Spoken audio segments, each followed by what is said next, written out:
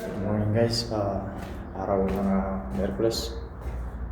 Time check natin ngayon 7 o'clock ng umaga. Panibagong vlog tayo naman. Check natin yung magtatrabaho dito sa taas.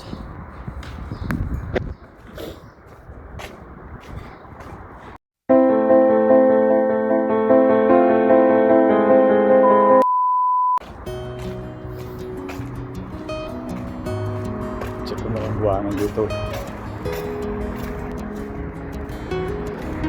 Lumakas bigla na mamaya.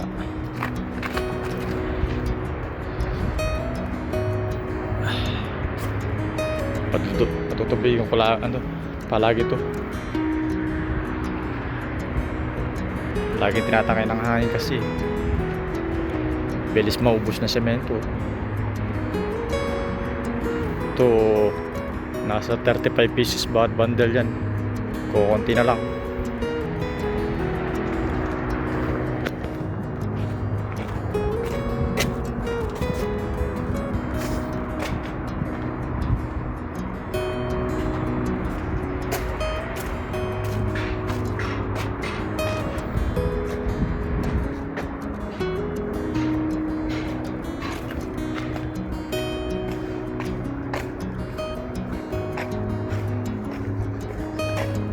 Mamaya susukatin ko yun dito sa side. Babaguhin ko rito yung nasa side na to. Itong area to, yung pinapaglalagay ng ako, susukatan ko ulit. Baka hindi ako paglalagay ng 6 dito, baka 5 lang din. I-adjust ko lang ng sukat para hindi siya magka-problema din dito sa dugtungan ng sa arko.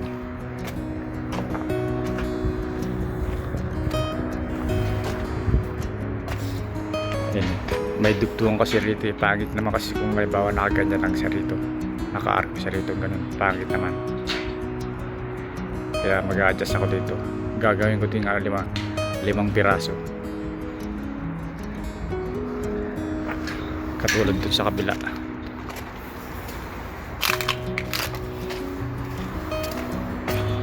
Good thing hindi sila nag-umpisa rito. Sabagay kasi naman nandito naman yung scaffolding, kaya dito na magtatrabaho sila.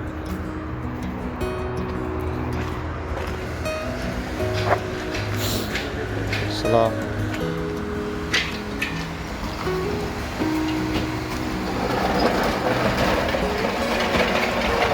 Ito walang problema rito kasi mahaba siya rito hanggang doon sa dulo.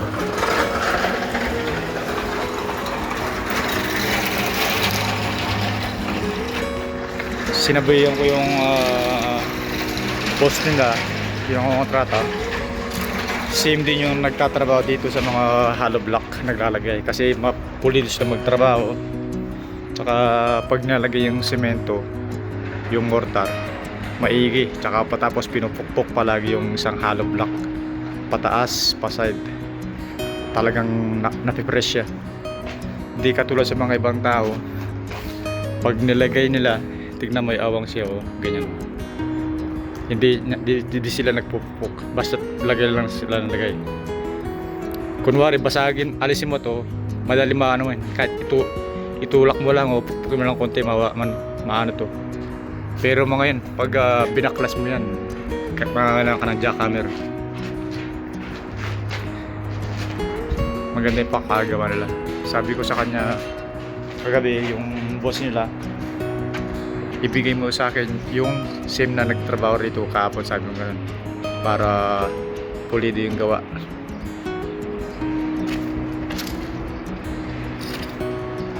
So bale guys, ito susukatin ko to ang good doon sa dulo para perfecto yung maganda yung trabaho. So bale yan guys, yung na-compute ko na sukat dito nasa 1 meter 33 cm. Dito naman 1 meter 45 cm naman dito. Tapos yung lapad ng arko 2 meter 10 cm. Dito ano lang siya, 2 meter 205, 2 meter 5 cm dito. Bali 2 meter 10 cm siya rito para maging 5 lang siya, hindi siya 6. Buti hindi sila nakapag-start dito, kung hindi mali yung trabaho.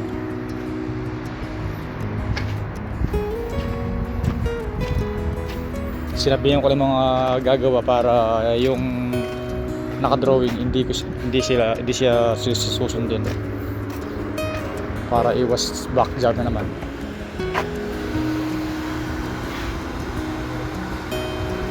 Yan, bali rin dito, nagkamera rin sila rito, pero okay lang yun. Kailangan ano siya, 130 siya rito, 130 rin sa kabila, ganun din. Tapos aarko naman siya. O tinagapan natin, kung hindi malaking trabaho to.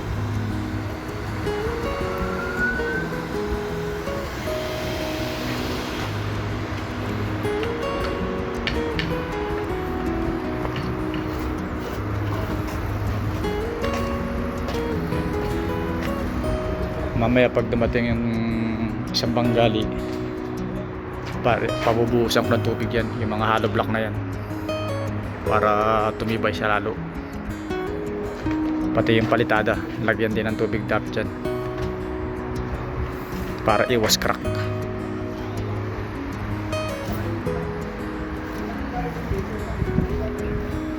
Dito tayo sa sa update sa banyo, sa mga toilet. 2 days daw bago tapos na daw lahat yun. Pero dahil pang kulang, nakukulangan pa ako rito, baka isang buwan di matapos mga to. Sabi niya 2 days lang, sabi niya tapos na lahat daw.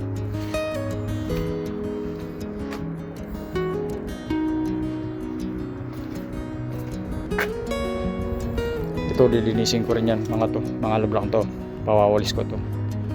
Tapos ito isasara ko lahat yan, mga butas-butas. Tapos i-waterproof ulit para safety, para hindi siya tumagas. Pati dun, lahat ng butas na yan, pati rito, lahat yan ipa-plaster ko pagkatapos i-waterproof ulit.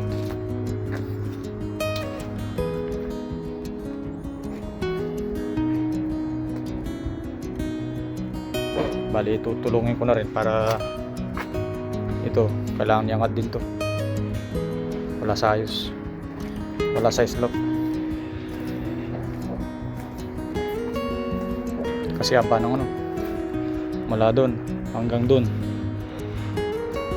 halos 20 meter yung tatakbo ng dumi. Wala, kailangan lagyan natin ng magandang slope papunta dun sa baba, yung pinaka-linya niya. Layo pa naman, nasa sulok. Bali dito sa guys yung pag ganyan. Pero dito nag-provide kami ng rito, clean out. Ito yung pinaka-drain. Dito yun sa lababo.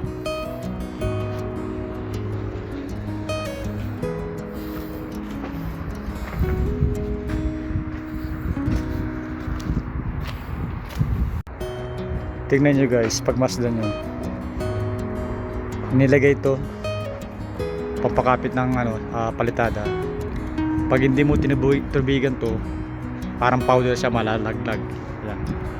Yan. Kapon, ilang beses ang nilagyan ng tubig. Ayan o. Hindi na siya hindi na siya powder.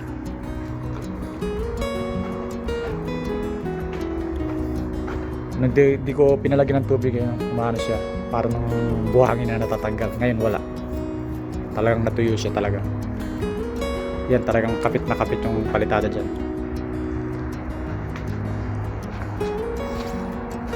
Yan na yung nakapagpatibay sa palitada. Ito, tawag dito tartasya niyan, tawag yung sa Arab. Ewan ko sa English kung paano sabihin to. Buhangin na may semento, tapos may chemical na pampakapit. Once na pinalitada mo yan, pagkatapos kunwari magbubutas ka mahirapan ka, yung martilyo mo parang babalik din, hindi siya easy na, hindi siya madali na butasin o gibayin. Kaya kahit walang mga bakal yung mga hollow block, matibay siya.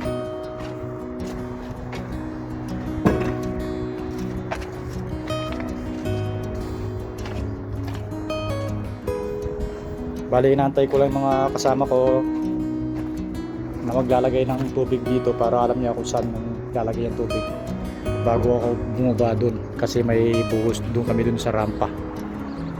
Ayun, magbubuhos din kami mamaya. Alas 8 daw darating yung pump. Actually hindi naman darating yung pump, ano lang, mixer lang yung truck lang yung darating. 3 meter lang naman yun ang kailangan ko dun. Kaya para hindi na ako babalik dun dito ulit sa taas, naantay ko lang yung tao para i-secret lahat yung mga tao kung anong tatrabaho nila ngayong araw. Kasi dumami yung aking mga hinahawakan na tao kasi walang party nga sa baba. Sabi ko nga kapon, walang party, kaya binigay sa akin lahat yung mga tao para i-spray ko daw yung mga tao kung saan sila dapat ilagay para hindi lang daw sila nakaupo din sa baba. Tama naman yung boss ko, para kasi marami akong trabaho rito sa taas tsaka sa baba, tsaka mga ipalilinis, marami talaga. Tulad nga lang nito, daming basura dito sa loob.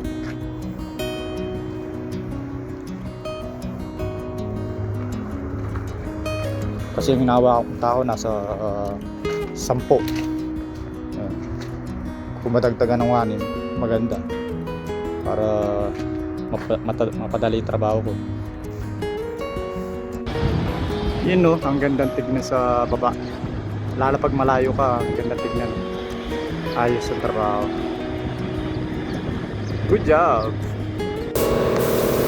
So bali yan guys, dito ako sa basement na ibang trabaho natin. So ito na mga additional na pintuan, pinapipintura ko para ma-fix nila mamaya. Ito naman sa kabila, yung mga gumagawa sila ng na exhaust.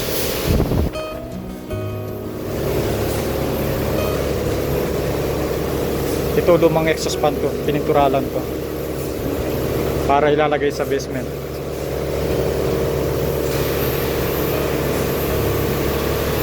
Bali ginagawa nila ngayon yung ducting.